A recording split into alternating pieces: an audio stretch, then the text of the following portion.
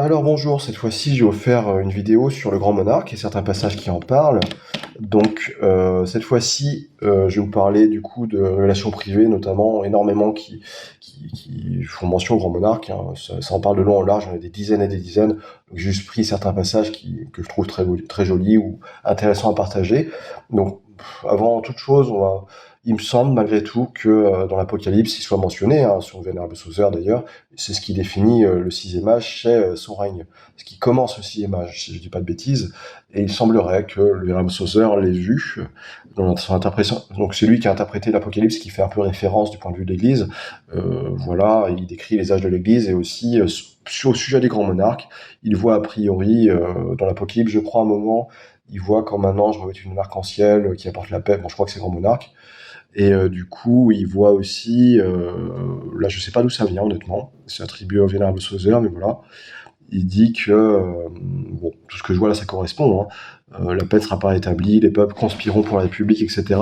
Mais à un moment, voilà, le Tout-Puissant interviendra par un coup admirable que personne ne pourra imaginer, et ce puissant monarque, qui viendra de la part de Dieu, mettra les républiques à néant, subjuguera tous ses ennemis, renversera l'empire des Français, pour prendre le règne, hein, des Français. Il régnera de l'Orient à l'Occident. Plein de zèle pour la vraie Église du Christ, il unira ses efforts à ceux du futur pontife, pour la conversion des infidèles et des hérétiques. Et après, ça parle du Saint Pontife aussi. Voilà, bon, là, c'est pas le sujet de la vidéo. Voilà, donc le Vénérable Sauceur, a priori, en parle aussi. J'ai pas trop de passages bibliques qui en parlent. Des fois, je me demande si certains passages d'Isaïe n'en parlent pas, et si les Juifs inconsciemment n'attendaient pas un sauveur terrestre, et certains passages peut-être y faisaient référence. Je ne sais pas. Bon. Du coup, j'ai enchaîné sur des relations privées parce que ça en parle beaucoup plus longuement, honnêtement. Là, vous voyez ce que j'ai, je sais pas si vous voyez à l'écran, là, ce que j'ai sous les yeux, c'est la prophétie de Saint-Fons. Donc, c'est une bataille qui mettra en œuvre le grand monarque. D'ailleurs, c'est possible qu'il y ait un fils et son père. Mais en tout cas, le père va se sacrifier, a priori, d'ailleurs, à la bataille, c'est le grand monarque. Bon, ça, il prononcera un discours, mais que je vais montrer quelques extraits tout à l'heure. Mais du coup, c'est possible, hein, dans la religieuse de Bélès, ça revient aussi. Le grand monarque, vous voyez, ça arrive des rois de France, a priori, qui ne peuvent pas mourir à la guerre. Et si vous voulez, il laisse la couronne à son fils et ensuite il se sacrifie. Ouais, c'est intéressant comme quoi ça concorde.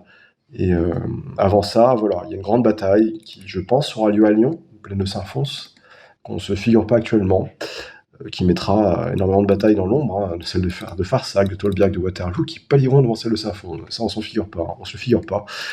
Des événements non encore advenus. Voilà. Donc le roi qui commande à l'autre armée sans chef, hein, mais lui du coup il a une couronne d'or qui s'agnait sur son front auguste, et un glaive étincelait dans sa main. Je reviendrai après d'ailleurs à ce glaive, hein. Son jeune fils était à ses côtés, du souverain au soldat, et du soldat au souverain, le pouvoir descendait, et l'obéissance montait comme des fleuves réguliers et paisibles. Vous voyez, il sera admiré de ses troupes, hein. Les étendards de l'une portaient ce mot, société, donc c'est-à-dire son armée à lui, au roi, et celle de l'autre, l'armée d'en face, individualisme. Ça sera peut-être des Parisiens confus à Lyon, j'en sais rien, mais les ennemis rassemblés vers Lyon. Donc voilà, le roi parlait à ses soldats, c'est un discours qui fera peut-être sous forme d'image, mais pas exactement au pied de la lettre, mais bon voilà. Les deux grands principes qui divisent, les hommes sont en présence, ce n'est qu'après épuiser toutes les ressources des concessions, etc. Bon, tout un discours un peu diplomatique, hein. Voilà. La société, c'est l'humanité et les appétits. La société, c'est l'humanité et les appétits farouches de l'individu ne prévaudront pas contre ces saintes lois. Vous triompherez pour elle, c'est-à-dire pour l'humanité, et pour Dieu quand même, hein, j'imagine, mais voilà, pour l'Église, votre triomphe sera l'expiation du passé, la paix du présent et la garantie pour votre fils, ou pour vos fils, je sais pas, de la possession de l'époque d'or que l'œil prophétique des sages a vue sommeillante dans les langes de l'avenir. Vous voyez, c'est joliment dit, hein. Voilà, après, vous voyez, les hommes de l'armée sans chef, qu'est-ce qu'ils disent, de manière symbolique ou pas, frère, si votre principe n'a pu s'enraciner, voilà, etc., etc.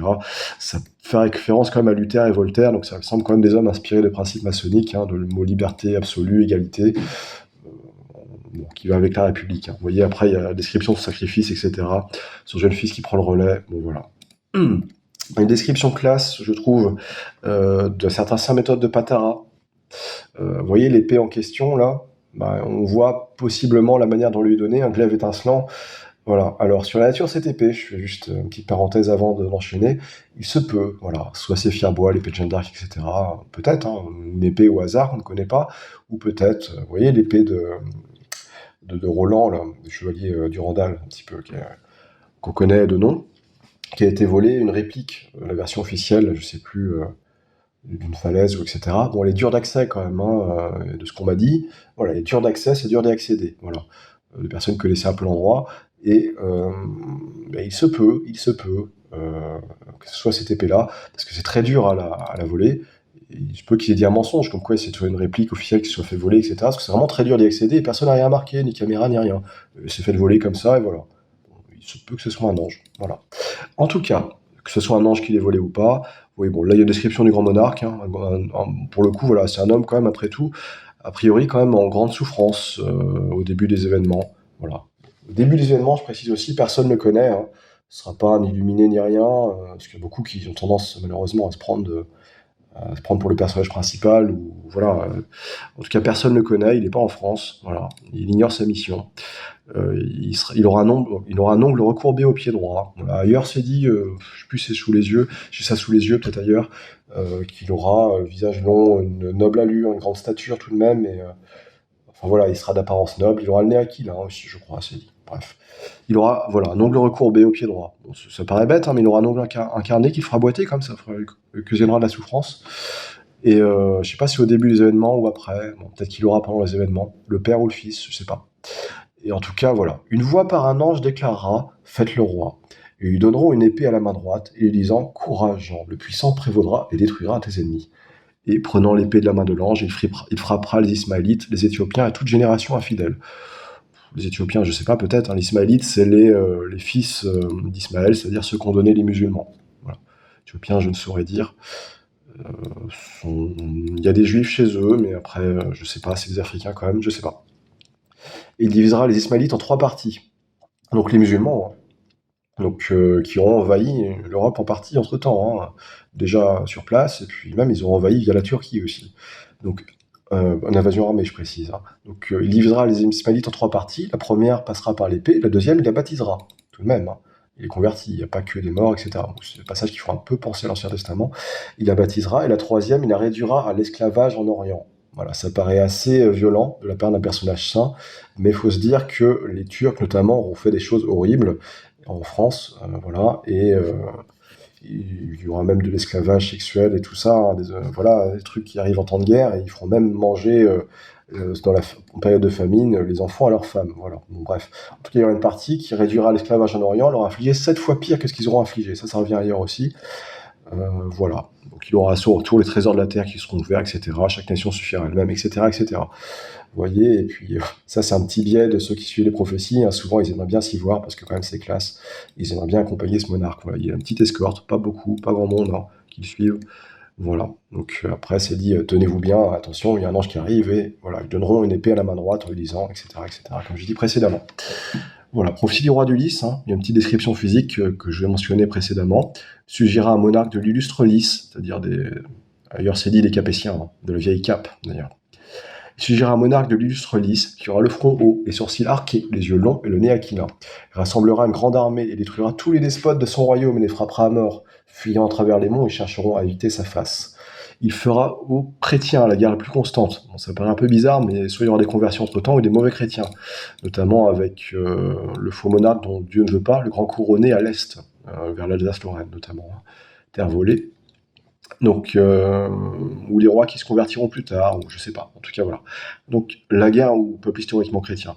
Donc, la guerre la plus constante et subjuguera tour à tour les Anglais, qui seront vassals, les Espagnols, les Aragonais, les Lombards, les Italiens. Les rois chrétiens lui feront leur soumission. Voilà, ils le rejoindront peut-être, hein. La même année, il gagnera une double couronne. D'ailleurs, c'est dit en Grèce, je crois.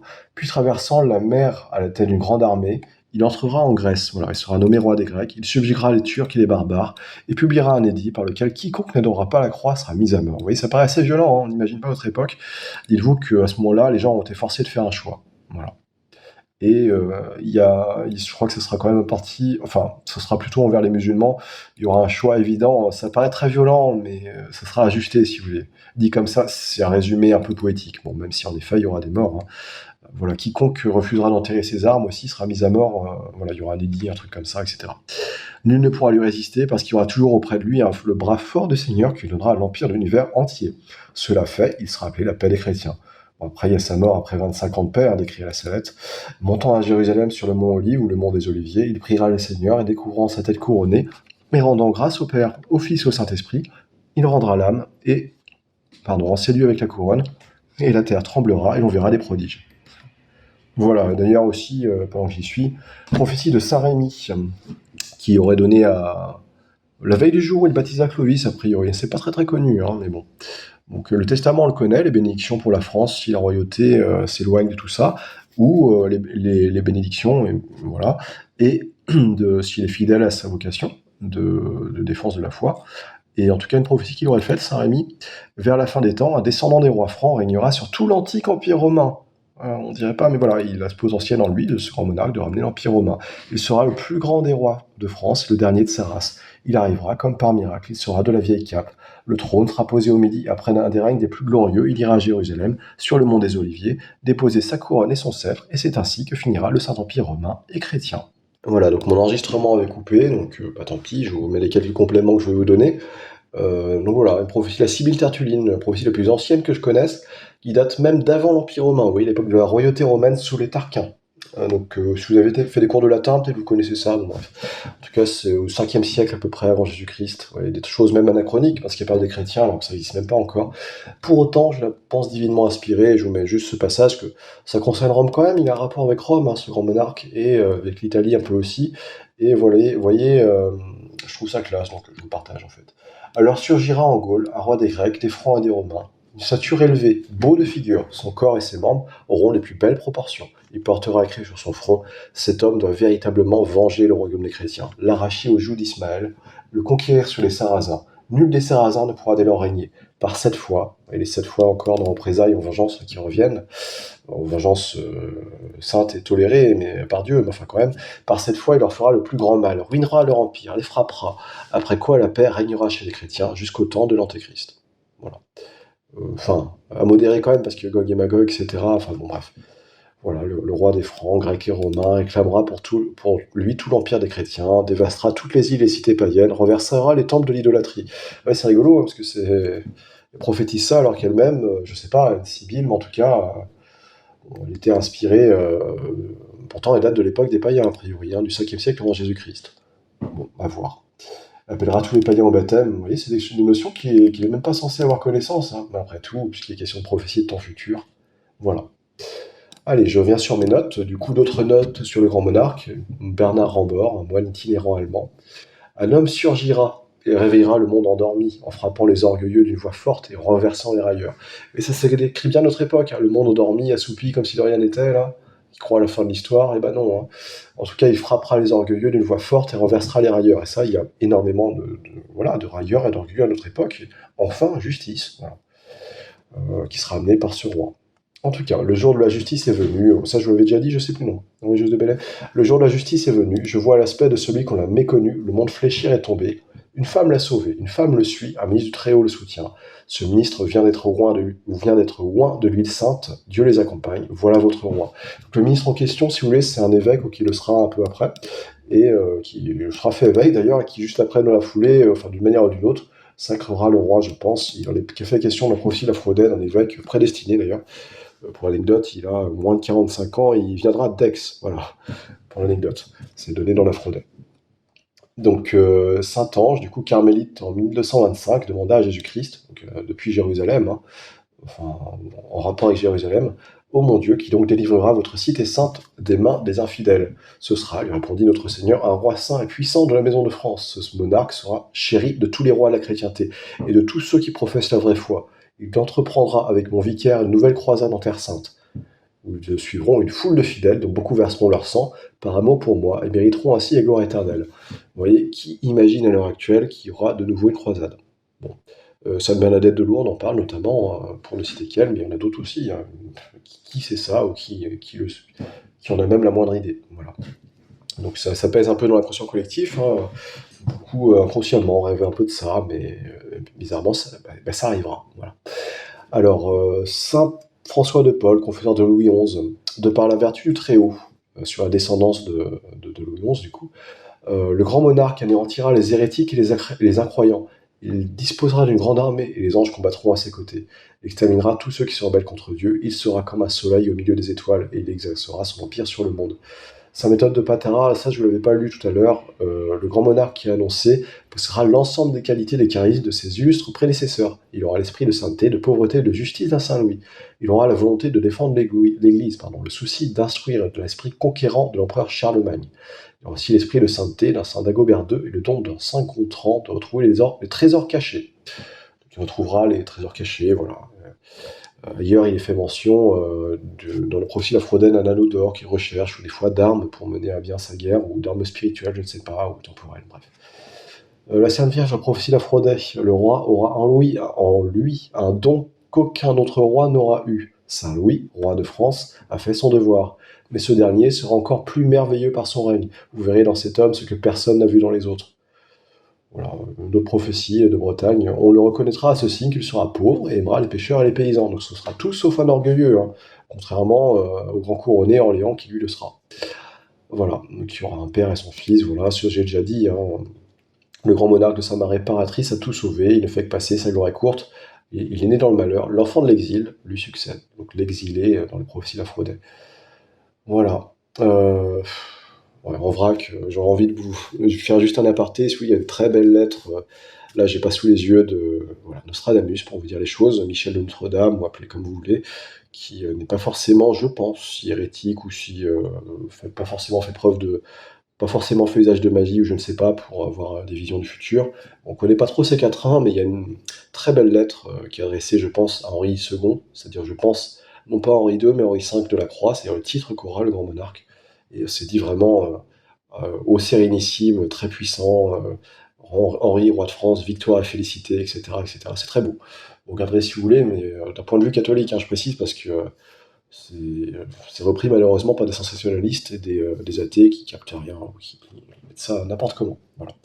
En tout cas, l'abbé Souffrant sur le grand monarque, il fera des choses si étonnantes et si merveilleuses que les plus incrédules seront forcés de reconnaître le doigt de Dieu. Sous son règne, toute justice sera rendue. Le grand monarque est de la branche aînée des Bourbons. Il est issu de la branche d'un rameau coupé. Il ne fera que prendre la couronne pour la placer sur la tête de son héritier direct. Voilà, voilà. Donc c'était quelque chose, quelques événements auxquels est appelé le grand monarque, qui devra accomplir d'une manière ou d'une autre. Et sur ses qualités, ses vertus qui ont été détaillées là de long en large. Voilà, il y a énormément de prophéties qui en parlent. Là, c'était qu'un extrait, hein, il y en a trop, et pas besoin de tout connaître, mais bon, c'est joli, ça redonne un peu courage malgré tout, malgré notre époque. Donc voilà, je vous remercie d'avoir suivi jusque-là, et puis voilà.